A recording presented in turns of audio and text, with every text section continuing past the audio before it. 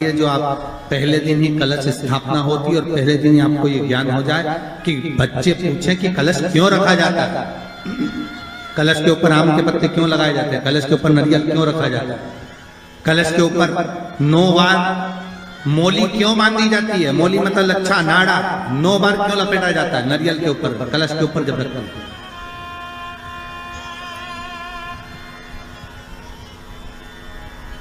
कलश के ऊपर जब जब श्रीफल रखाता है, नारियल रखाता है, तो उस पर 5 बार 7 बार मोली नहीं लपेटी जाएगी, तो 9 ही बार लपेटी जाएगी। 5 या 7 बार लपेटते हैं तो कहते हैं कि लक्ष्मी की छिन्नता होती है, और वो 9 बार लपेटी जाती है तो भरपूर लक्ष्मी का भंडार भरती है। क्यों क्यों कहते हैं उसे? भगवान कुंभ का निर्माण कर रहे हैं, भगवान कलश का निर्माण कर रहे हैं, और भगवान स्वयं ब्रह्मदेव कर रहे हैं कि आप ऐसा निर्माण कर दो जिसमें 33 कोटि देवता स्वतः विराजमान हो जाए। तो भगवान ने उस कलश का निर्माण कर दिया। अब कलश का निर्माण करा तो स्वयं भगवान ब्रह्मदेव बोले, प्रभु इस कलश के अंदर मेरा स्थान कहां है, मेरा स्थान कहां है?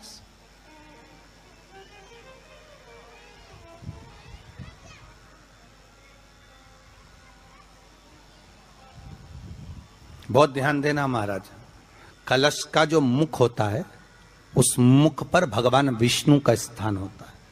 किसका स्थान है? भगवान विष्णु का। थोड़ा सा नीचे आओगे, जहां से कलश का मुख दबा हुआ होता है, वह जगह भगवान स्वयं शिव की होती है। किसकी जगह है? भगवान शंकर की। कलश का अग्रभाग, नीचे का भाग जहां से फैला हुआ होता है, वहां ब्रह्मा का आधिपत्य स्थापित होता है। फिर कलश का जो नीचे का भाग होता है वो भगवान शिव और शक्ति का स्थान होता है। कलश के बाहरी भाग में, जहां पर बाहर का हिस्सा होता है, उस कलश के बाहरी भाग में 33 कोटि देवताओं को भगवान शंकर ने लाकर विराजमान किया होता है। महाराज भगवान शंकर 33 कोटि देवताओं को निमंत्रण देकर उस कलश में विराजमान कर दिया। कितना सुंदर लिखा है देवी भागवत के अंदर कि जहां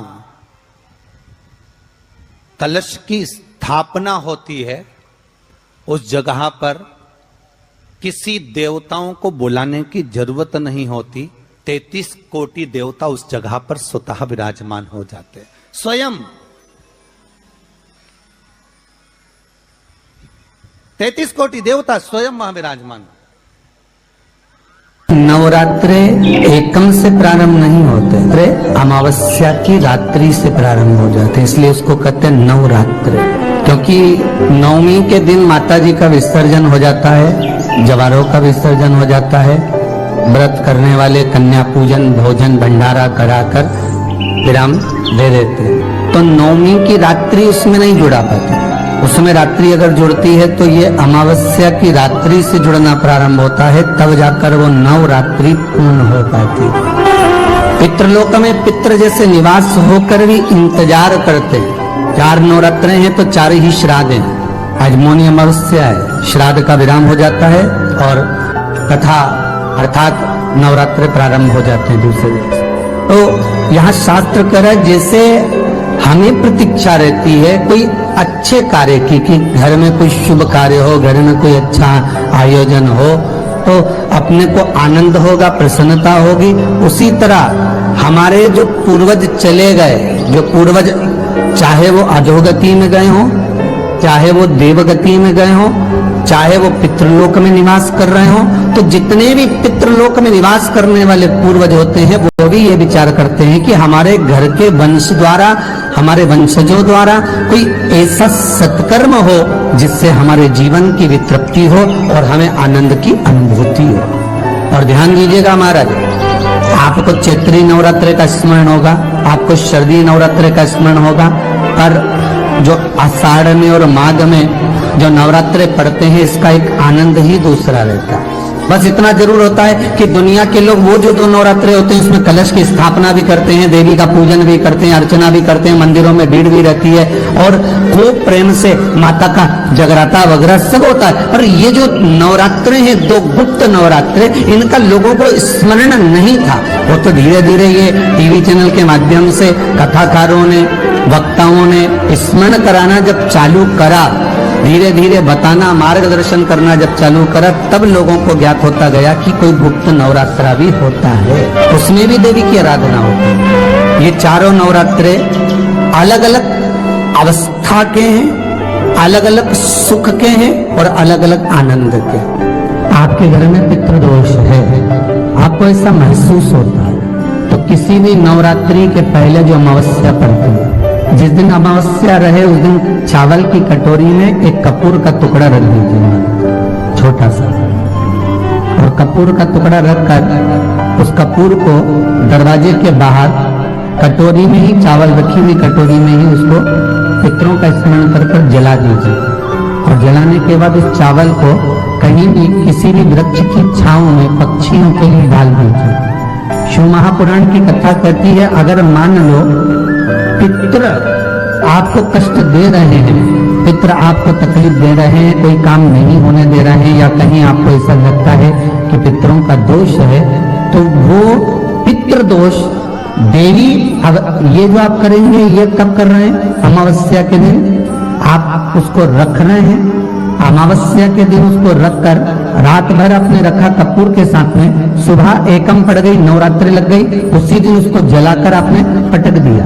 अर्थात उससे देवी और पितृ इन दोनों का आशीर्वाद जो प्राप्त होता है, तो घर में से पितृदोष समाप्त होकर लक्ष्मी की वृद्धि प्रारंभ हो जाती है, कार्य में सिद्धता आ जाती है। और नवरात्रि में भी देवी की आराधना का एक स्मरण का सुख है महाराज। ज्योत का विधान है, नवरात्रि में देवी की ज्योत लगती है, अखंड ज्योति लगती है, जवारे बुआए जाते हैं, कलश लगता है। ज्योत का भी विधान है, जिसके यहाँ दिया अखंड जलाया जाता है, अगर वो दिए की लो, दिए की बाती अगर दक्षिण दिशा की होती है, तो उसके घर में साल भर में एक घात जरूर होती है। जो दिया अखंड जलता है उसकी बाती का मुख दक्षिण का नहीं होना चाहिए। अगर आपने देवी भागवत का स्मरण कराओ, देवी भागवत को अगर सुना हो, तो देवी भागवत में स्पष्ट किया गया कि पूर्व की ओर मुख करा हुआ दिया, अर्थात पूर्व की ओर ज्योत जो जलाई जाती है वो संपदा की वृद्धि करती है। पश्चिम की ओर मुख कर कर जो ज्योत लगाई जाती है महाराज, वो वैभव को देती है। और उत्तर की ओर जो मुख कर कर ज्योत जलाई जाती है, उत्तर की ओर जो ज्योत का मुख रहता है, वो आयु की वृद्धि करती है, घर में अकाल मौत को रोकती है। दक्षिण की ओर ज्योत ना लगाएं, अगर आपको लगाना है पूरब की लगाएं, पश्चिम की लगाएं या उत्तर की लगाएं। और जितने दिन महारानी जगदम्बा जगतधात्री दुर्गा भवानी चैत्र नवरात्रि में, शरदीय नवरात्रि में, आषाढ़ी नवरात्रि में, आदिक पौष नवरात्रि में हम जगत जननी जगदम्बा की जब स्थापना करते हैं, या हम नूतन घर का प्रवेश करते हैं, या गणेश जी की स्थापना करते हैं, या कोई दुकान को प्रवेश करते हैं, या कोई शुभ कार्य करने के लिए अग्रण्य होते हैं, तो हम कलश की स्थापना क्यों करते? कलश के अंदर आखिर ऐसा क्या विराजमान है कि 33 कोटि देवता उस कलश के अंदर आकर बैठ जाते हैं। आप कोई यज्ञ करने जा रहे हो, आप कोई पोथी पुराण करने जा रहे हो, आप कोई अच्छा कार्य करने जा रहे हो, तो ब्राह्मण देवता कह देते कलश की स्थापना होगी, कलश की शोभा यात्रा निकलेगी, कलश यात्रा निकलेगी, कलश विराजमान होगा। उस कुंभ की, उस घड़े की महत्वता कहां से प्रकट हो गई? शिव महापुराण की कथा कहती है महाराज, भगवान ओघड़दानी शंकर स्वयं आद्य शक्ति जगदम्बा से कहते हैं कि जगदम्बा तू क्या चाहती है बोल। तो जगत जननी जगदम्बा कहती है कि जहां मैं हूं वहां शंकर है, ये आपने कह दिया, पर जहां शंकर है वहां पार्वती का होना जरूरी है। उसके लिए सिद्ध करने के लिए एक स्थान ऐसा बनाया जाए जहां पर शंकर विराजमान है और शंकर के साथ पार्वती विराजमान है। तो शिव जी ने कहा, पार्वती उसके लिए मैं तुझे एक सुंदर कलश का निर्माण कर कर देता हूं। अष्टमी के दिन कन्याओं का भोजन कराओ या नवमी के दिन कन्याओं का भोजन कराओ, पर देवी भागवत तो कहती है देवी भागवत वर्णन करती है कि पहले नवरात्रे से लेकर नौमी तिथि तक जितने दिन देवी के होते हैं, प्रत्येक दिन में आप किसी भी दिन कन्याओं का भोजन करा सकते हो। पहली रात्रि से लेकर पहला